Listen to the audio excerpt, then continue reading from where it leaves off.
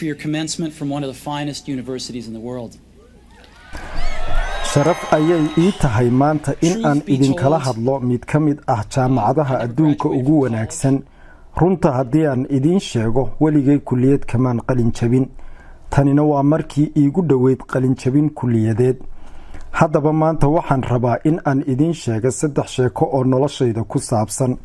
sheekada ugu horeysa waa isku xidhka fikrado kala duwan iyo khibradahaygii hore. waxbarashada waxaan ka dhacay 6 bilood ee iigu horeysay kulliyadda. haddaba maxaan u dhacay? tani waxay bilaabantay intii aanan dhalan, waayo hooyadeydii i dhashay waxa ay ahayd hooyo da'yar isla markaana aan qalin jabin. sidaa darteed waxay go'aansatay in ay i siiso dad waxbartay oo i korsada, maadaama oo aanay awood u lahayn in ay iyadu i koriso. wax kasta waa la ii diyaariyey si markaan dhasho ay ii korsadaan nin qareen ah iyo xaaskiisu. markay dhalashadaydu soo dhoweyd ayay reerkii i korsan lahaa yidhaahdeen waxaanu rabnaa gabadh. kadib habeenkii aan dhashay ayaa telefoon loo soo diray waalidkayna waxay ku yidhaahdeen reerkii i korsan lahaa waxaa noo dhashay wiil aananu filahayn ee ma rabtaan. reerkii i korsan lahaa waxay yidhaahdeen dabcan haa waanu rabnaa. hooyadii i dhashay waxay mar dambe ogaatay in hooyada i korsanaysa aanay weligeed qalin jabin, aabbaha i korsanayaana aanu weligii dugsi sare ka qalin jabin.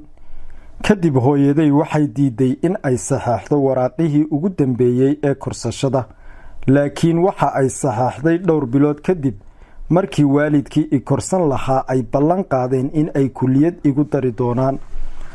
tani waa bilowgii noloshayda. haddaba 17 sano kadib ayaan kulliyad galay, laakiin khibrad la'aantayda waxaan doortay kulliyad sida jaamacadda Stanford u qaali ah. dhammaan lacagtii waalidkay shaqaysteenna way ku baxday.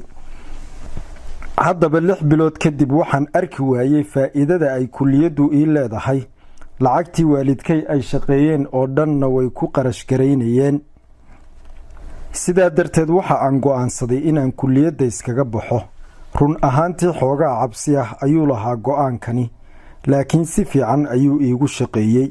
waa go'aankii ugu fiicnaa ee noloshayda aan qaato.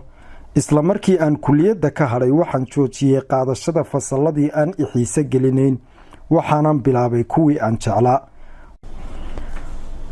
wakhtiga xaaladdu may wada fiicnayn, waayo maan haysan qol aan leeyahay oo aan seexdo, ee waxaan seexan jiray daaradda qol saaxiibaday leeyihiin. waxa kaloo aan celin jiray quraaradaha madhan ee kookaha si aan u helo 5 gambo oo aan cunno ku iibsado. waxa kale oo aan socon jiray 12 kilomitir habeen kasta oo axad ah si aan hal raashin oo fiican usbuucii mar uga helo macbadka Hari Krishna. xaqiiqdii waan jeclaa raashinkaas isaga ah. wixii aan wakhtiga gelin jiray ee aan moodayay in aanay faa'iido ii lahayn mar dambe ayay i anfaceen. hal tusaale aan idin siiyo. waxaan ku jiray mid ka mid ah fasallada farshaxanimada lagu barto kuwa ugu fiican. maadaama oo aan kulliyadda ka dhacay waxa aan go'aansaday in aan fasallada farshaxanimada xoogga saaro. wakhtigaas ismaan lahayn faa'iido ayay leedahay farshaxanimadaasi, laakiin 10 sano kadib markii aanu curinaynay barnaamijka Macintosh farsamadii aan bartay way igu soo maaxday. waanan ku qaabeeyey barnaamijka kombiyuutarada Mac ku shaqeeyo ee Macintosh. haddaba haddaanan kulliyadda ka hadheen kombiyuutarada Mac muu lahaadeen farshaxanimada quruxda badan. Windowsna haddaanu soo xigteen barnaamijka Macintosh maanta muu jireen kombiyuutarka aynu isticmaalno ee personal computer.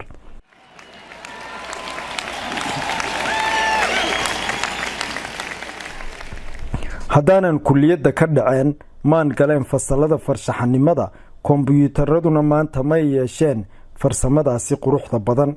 sheekada labaad waxay ku saabsan tahay wixii aan jeclaa iyo wixii aan waayey. nasiib ayaan lahaa, waayo yaraantaydii waxa aan helay wixii aan rabay in aan qabto. Apple waxaanu ku bilownay geerashka baabuurta lagu xareeyo ee guriga waalidkay aniga oo 20 jir ah. si adag ayaanu u shaqaynay. 10 sano gudahoodna Apple wuxuu ku noqday shirkad raasamaalkeedu dhan yahay $2 bilyan oo Maraykanka ah iyo 4,000 oo shaqaale ah. markaan 30 jirsaday waxaanu soo saarnay kombiyuutarkii mac ugu fiicnaa laakiin nasiib darro shaqadii ayaa layga eriyey. haddaba sidee lagaaga eriyaa shirkad aad adigu bilowday?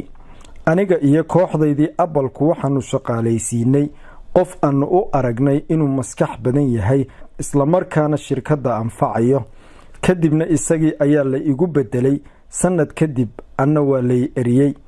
waxaan dhowr bilood kadib la kulmay nimankii aan la shaqayn jiray oo xitaa aan ka raali geliyay qaladaadkii aan sameeyey. aad ayaan u niyad jabay oo marar ayaabaan isidhi ka tacabir magaaladii aan deganaa. waa lay deyriyey oo waa lay fogeeyey laakiin weli Apple waan jecelahay.